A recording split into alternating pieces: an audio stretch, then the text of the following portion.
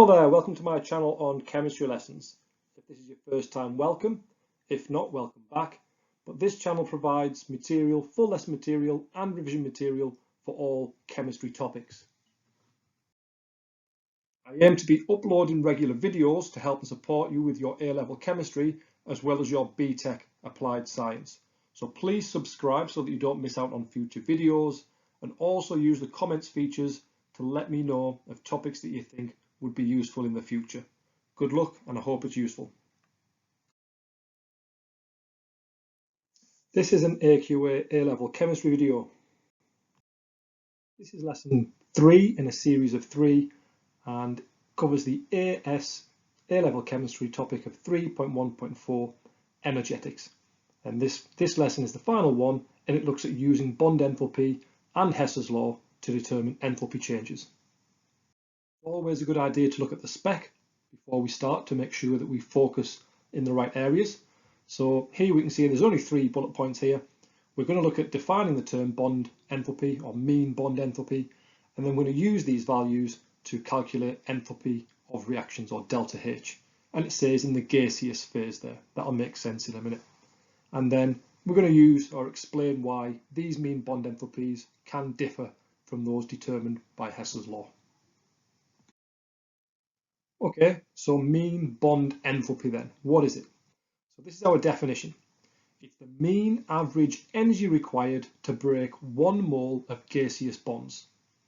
Okay, and hence that's why our reactions need to be in gaseous phase. This is the mean average energy required to break 1 mole of gaseous bonds. It's always a positive value. Energy is required to break bonds. It's an endothermic process. And therefore, if you form bonds, forming bonds is exothermic. But note the definition for bond enthalpy is energy required to break. Some general points to consider then. Shorter bonds tend to be stronger than longer bonds. Triple bonds are shorter than double bonds, and double bonds are shorter than single bonds. Therefore, triple bonds are stronger than double bonds, and double bonds are stronger than single bonds. Right, let's have a look then. So, easiest way for us is to start with an example, or to start with a question. So here we have a question. Calculate the enthalpy of combustion using the following enthalpies. And we've been asked to do the enthalpy combustion of methane. So standard enthalpy combustion of methane. Now methane is CH4. Combustion is reacting with oxygen, standard states, standard conditions, from an earlier topic, lesson 1, definitions for standard enthalpy of combustion. It's complete combustion by definition. Enthalpy change when 1 mole of a substance completely reacts with oxygen, standard conditions. Here we go. Balance the equation out. We have a balanced equation. Okay, so we've been asked to calculate this value here. So this is our unknown value. Okay. Now what we have been given are the bond enthalpies. So my advice would be to draw out the molecules. CO2, if you weren't aware, CO2 is carbon double bonded to 2 different oxygens. You should be able to use the rule of covalent bonds to help you here. Carbon always has 4 bonds, oxygen always has 2. CO2 is 2 carbon double bonds to oxygen. Water, we know it's a bent molecule, OH, OH. And I'm going to draw 2 of them out because there are 2 of them. And go across to the reactants now. Methane, CH4. Draw all the bonds out. Oxygen is O, double bonds to O, and again I'm going to draw them out. Now what I'm going to do is I'm going to calculate the energy needed to break all of these bonds. The energy required, well, I've got 4 CH bonds, so that's 4 times 412. You see here, look, CH is 412, plus 2 times 496, those 2 bonds there. work those out, add them together, end up with 2640. So to break all of the bonds in the reactants would require 2640 kilojoules worth of energy. Now let's turn our attention to breaking the bonds in the products. Go through the same process, C double bond O, there's two of them. Now, common mistake made here, there are two water molecules, but there's 4 OH bonds. All too often I see students do 2 times instead of 4 times here. And that's 4, 6, 3.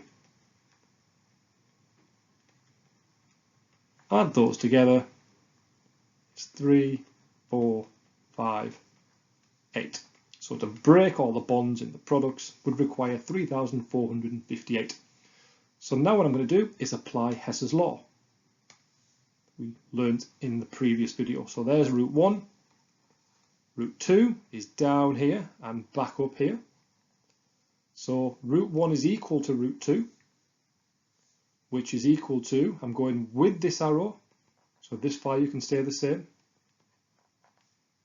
So it's plus 2640.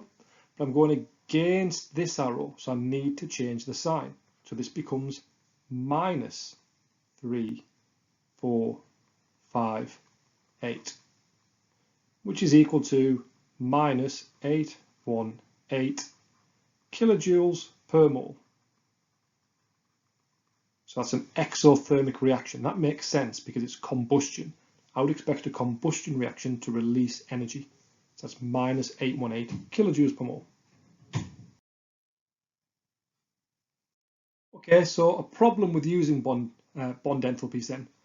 Well, first of all, that term mean bond enthalpy, it's an average. Okay, so when we use the OH bond, it's the mean average of OH bonds. Now, OH bonds are found in different molecules. For example, the OH bond in water compared to the OH bond in methanol.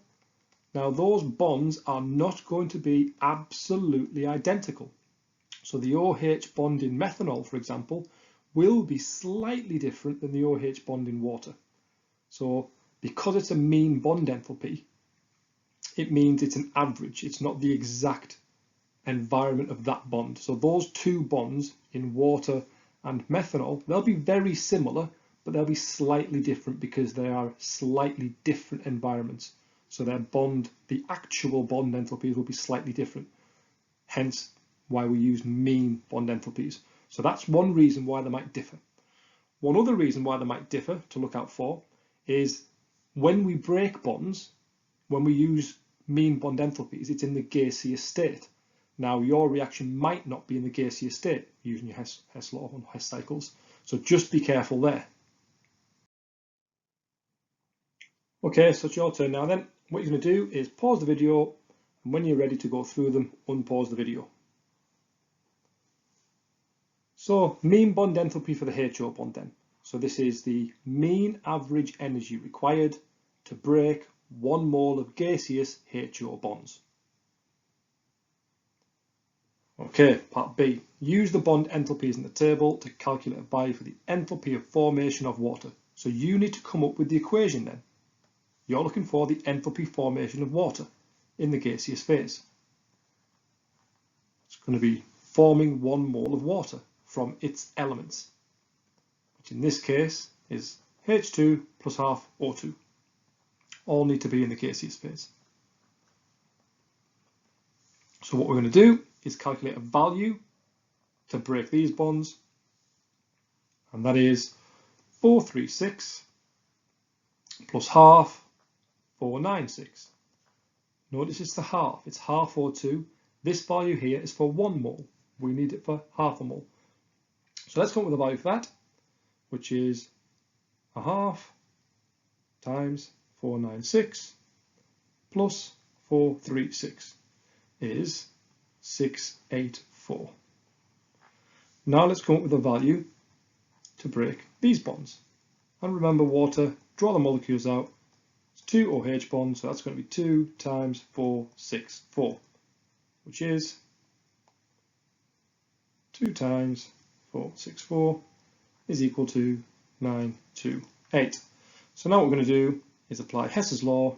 I've got root 1 is equal to root 2. Now root 2 is going with this arrow, so it's plus 6, 8, 4. I'm going against this arrow, so it's minus 9, 2, 8. So 6, 8, 4 minus 9, 2, 8 equals minus 244 kilojoules per mole. Part C. The standard enthalpy of combustion of hydrogen forming water in the gas phase is almost the same as the correct answer to B. Suggest one reason why. Well, let's have a look at the equation for the combustion of hydrogen. Combustion is enthalpy change when 1 mole of a substance completely reacts with oxygen in standard conditions. That would make water and balance it. We can't change the molar quantities here. We only change it for the balance of oxygen. Otherwise, it wouldn't be enthalpy of combustion because it must be 1 mole of a substance fully reacting with oxygen. And what you'll notice is the equations are the same. So you can point out that the equations are the same, therefore the enthalpy changes will be the same.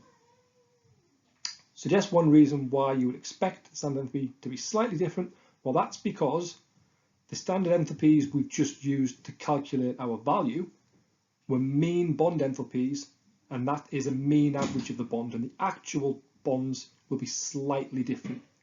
Okay, so bond enthalpies are using averages, whereas the actual value will be from that bond in that environment. Next question then. So again, pause the video, and when you're ready, let's go through it.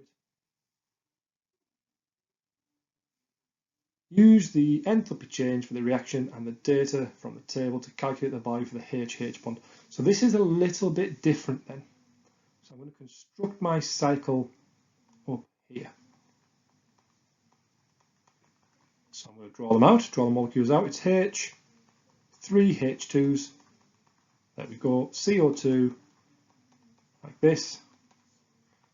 Products, CH3OH plus H2O. I'm going to draw those out. CH3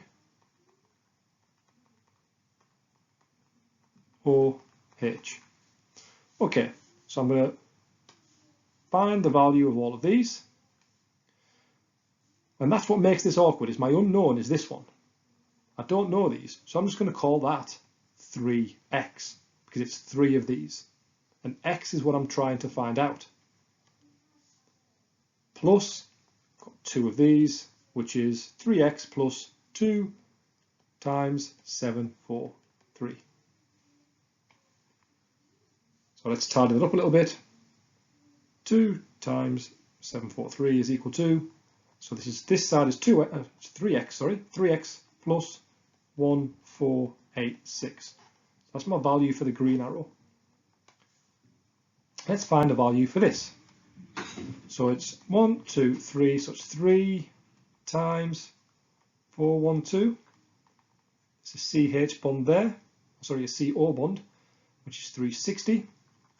And then there's an OH bond, so there's 3 OH bonds on this side. So important that you don't miss a bond out. It's so easy. So many times I see students miss a bond out.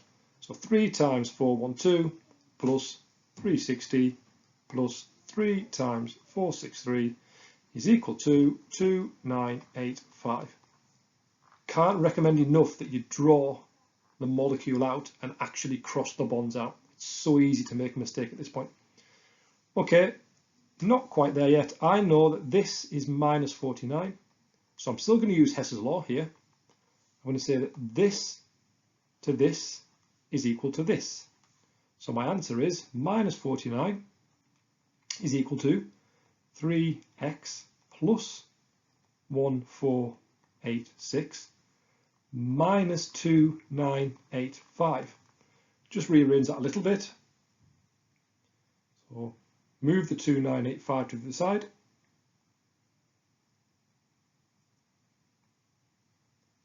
And then don't forget to divide your answer by 3 at this point.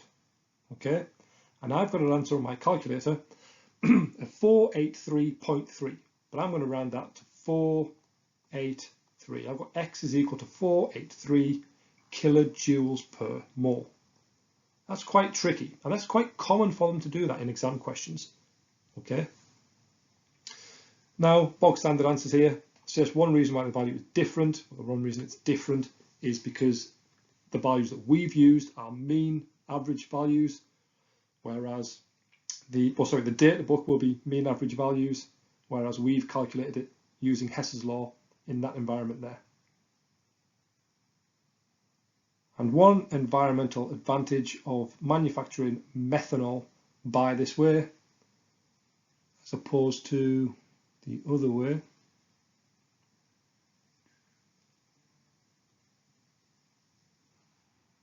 is it's using up CO2. Sorry, I'm just reading the question there. So we're removing CO2. So this is using up CO2 to produce methanol. So we're reducing CO2 levels.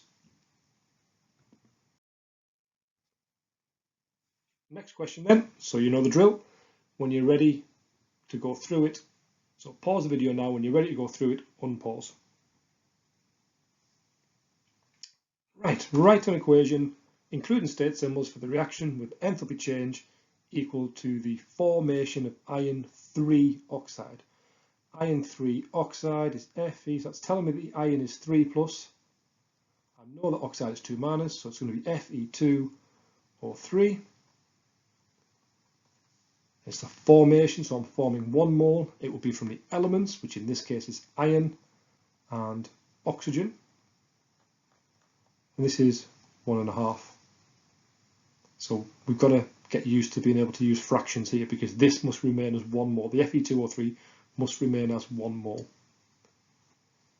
Bit of revision here for 3b. I'm not going to go over it, but I will give you the answer. So this was covered in video lesson 2, and your answer here should be minus 391. Okay, again, draw yourself a Hess cycle there. You've been given formation values, so your arrows will point upwards, and there we go. I'm not going to calculate that one for you. This is the one we're interested in. Okay, and this here, we're using a very similar method to we've just used in the last question. Okay, and you should, first of all, we should get a positive value because we know bond enthalpies are positive, and our answer here is plus 391 kilojoules per mole. Give one reason. You see, very standard type question here, where we're going to talk about the fact that we've calculated them using average bond enthalpies, whereas the values will differ depending on the environments, and we've used the average. Okay, next question then. So you know the drill. Pause the video, and when you're ready to go through it, unpause. Standard enthalpy combustion of ethanol. Ethanol is C2H5OH. It's a liquid. Combustion is completely reactive with oxygen, which will form 2 CO2 plus 3 H2O. Count the oxygens. Be careful because there's one here. People often miss that one out there. Got seven oxygens on the right, which means we need a 3O2. Next one. This equation is representing the enthalpy of formation of CO. The reason being we are forming 1 mole of CO from its elements in their standard states under standard conditions. Now, if you've said it's the combustion of carbon, you're wrong, because the complete combustion of carbon would be CO2. And by definition, combustion is complete combustion. So it's not the combustion of carbon, it's the formation of CO. And I'm not going to go through C, but I will give you the value. So C minus 110. This is using your Hess's law. You've been given combustion, so it's going to be sum of reactants, take away sum of products. Don't forget your molar ratios, molar quantities. D. Now D is pretty tricky, okay? So what we've been given this reaction here. And we know that this reaction is minus 252 because we're told that here. What we're also told is that breaking these bonds, now there's no bonds in xenon, it's in group 8. So there's no bonds to be broken here. The only bonds to be broken down here are two F2 bonds. And we know from this value here, to break one F2 bond is 158. So there's going to be 2 times 158. And the value down here is 4 times our answer. So it's going to be 4x. So let's just tidy this up a little bit. 2 times 158 is equal to, let's use my calculator, 2 times 158 is 316. I'm going to use Hess's law now. I've got root 1, which is minus 252, is equal to root 2, which is 316 minus 4x, because I'm going against this arrow here. So I'll rearrange this a little bit. I'll bring my 4x to this side, so it's a positive value. And I'm going to have to add 252 to both sides. That's going to be 4x is equal to 568. So 568 divided by 4 is equal to 142 plus. And then you've seen this has been in every question now. It's because the bond data that we've used in the source is a mean average, and their values differ from different environments. That brings this video to a close then. Again, hopefully you liked it. If there's any further examples or questions you want or videos, please let me know.